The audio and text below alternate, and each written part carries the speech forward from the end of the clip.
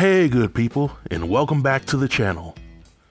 In this video, I'll be discussing my thoughts and feelings on episode 9 of Married at First Sight Nashville. And over the course of the video, I'll be giving a brief episode breakdown for those who just want to hear a concise summary of the important happenings for the episode. Then I'll give my rating for the episode. Then I'll cap the review off by sharing my thoughts on the couples and their journey for the episode. This review will not contain any of the after party content because watching an hour and a half of this foolishness was punishment enough. So without any further delay, let's jump right in. Now, if I had to describe episode 9 in one word, phrase, or sentence, I would say that there were a lot of gems that were dropped. However, most of the gems went in one ear and out the other. During this episode, we finally get to see Domynique and Mack call it quits, which in my opinion was a long time coming. We see some of the cast members meeting with their friends and family to discuss their time on the show, which of course I would consider to be filler scenes, and we got to see the couples invite friends and family members over to the apartment for their housewarming. Now towards the end of the episode, all the cast members meet to catch up on things. During this time, the question of who consummated their marriage comes up, and Chris and Nicole finally admit to getting it on like two jackrabbits trapped in a tube sock. Airris and Jasmine came in second out of the group with their occasional kissing, but it was painfully obvious that Jasmine is sexually frustrated with Airris. Domynique and Mack get to tell the group that they got a divorce, and as expected, the cast members tried to talk them off the ledge. But in reality, I'm sure 3 out of the 4 couples wish they would have traded places with Domynique and Mack. But overall, on a scale of 1 to 10, I'll give this episode a solid 3. It was a bad episode sprinkled with a glimmer of hope. I appreciated all the good advice that was shared throughout the episode. However, the advice will likely not be utilized by all the cast members, and if I had to recommend whether you should check the episode out or treat it like a bill collector, I would say check the episode out, solely to see the scenes with Domynique and see why she has no business being on the show. Now speaking of Domynique, we might as well talk about Domynique and Mack.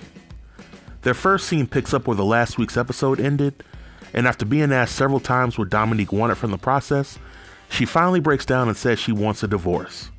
I genuinely believe that Mack would have stuck in there and worked on the marriage if Domynique was willing to meet him halfway. But I think deep down that Mack knew that resistance was futile, and that giving up was probably the best for both of them.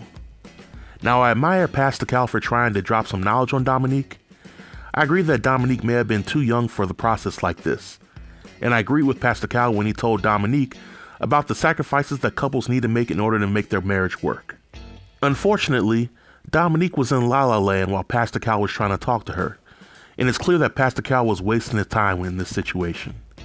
Now later on in the episode, we see Domynique meeting with her mother to discuss the breakup, and I was glad to see her mother at least attempt to get Domynique to accept accountability for her part in why the marriage failed. But Domynique was defiant until the end. She told her mother that she did not get married to change anyone, and she also said that she would not have changed anything that she did in this process if given a second chance.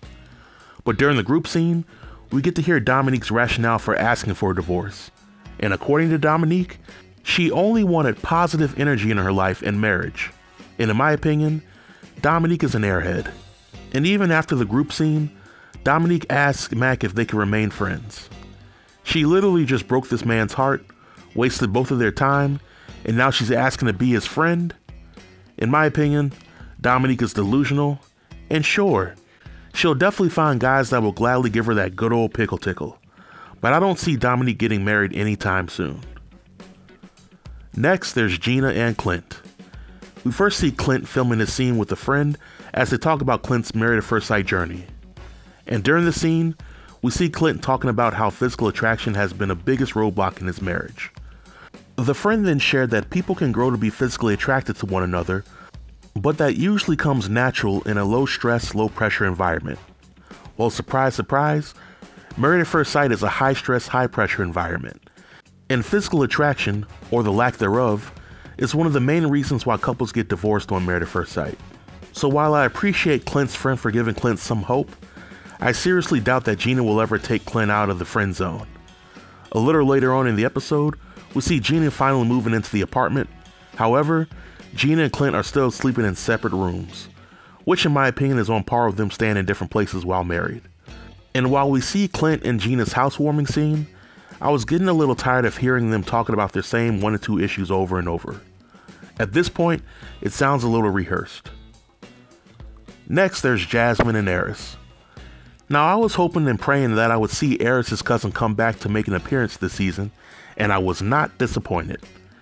Airris' first scene for this episode was with the cousin, and Airris tells his cousin about the issues that he has with Jasmine. Now, what I appreciated the most in this scene was that Airris' cousin saw through the BS pretty early. She first called Jasmine out for being fake, because in the cousin's mind, Jasmine should have spoke up and bluntly told Airris how his shenanigans make her feel. And I gotta agree with the cousin on this, because a closed mouth don't get fed. And if sex is really that important to her, then she needs to make it known to him in very blunt terms. But the cousin also told Airris that he needs to either make the marriage work or stop wasting his and Jasmine's time. And I also gotta agree with the cousin on this. There's really no sense in dragging this out. As Jasmine pointed out to Airris' friends during the housewarming, she needs sex, and Airris isn't blowing her back out yet. And while Jasmine telling Airris' friends this way was a tad bit tacky, I applaud Jasmine for keeping it real. I can't say the same for Airris. During his time alone with Jasmine's family, he was proving how much of a fool he was with every answer he gave to their questions. There was a point in this episode where I was embarrassed for Airris. Next, there's Nicole and Chris. And I gotta be honest here. Yes, Nicole and Chris are the only success story for the season, but their scenes are either boring or just a huge WTF moment. For example, in Nicole's first scene, she's meeting with a friend to talk about how perfect things are with Chris and how she's waiting for the other shoe to drop. This conversation lasts several minutes, and in my opinion, it really doesn't move the needle far with Chris and Nicole's story. Also, a little further into the episode, Chris and Nicole have a housewarming party, and there's a fusion between flamingo and Hawaiian themes. They meet with each other's friends and family to talk about the same issues that they had with each other. And barring some significant scandal between these two, I don't foresee their scenes to become any more exciting or animated than they have already been for the season. And lastly, there's Kirsten and Shaq. Now, just like with the past 4 episodes, the scenes with Kirsten and Shaq were still limited for this episode. In this episode, we only get to really see them during their housewarming scenes. Now, in a group setting, they were asked how things were going on in their marriage, but they lie and say things are going great. But in the group breakout sessions, Shaq and Kirsten both express their issues that they have in their marriage. But truth be told, I strongly believe that Kirsten and Shaq have the least amount of screen time for the past several episodes because they were only filming what they were obligated to film. I think that Kirsten is the opposite of Domynique in that she would love to divorce Shaq now, but she doesn't want the blowback that comes with divorcing somebody solely because of their looks. So Kirsten is riding this train out until decision day, which in my opinion is a huge waste of time. But this marks the end of the review. If you have any questions or comments related to the review or the episode, feel free to leave them below in the comment section, and I'll be sure to reply to everybody. Until next time, stay tuned and stay safe. Peace.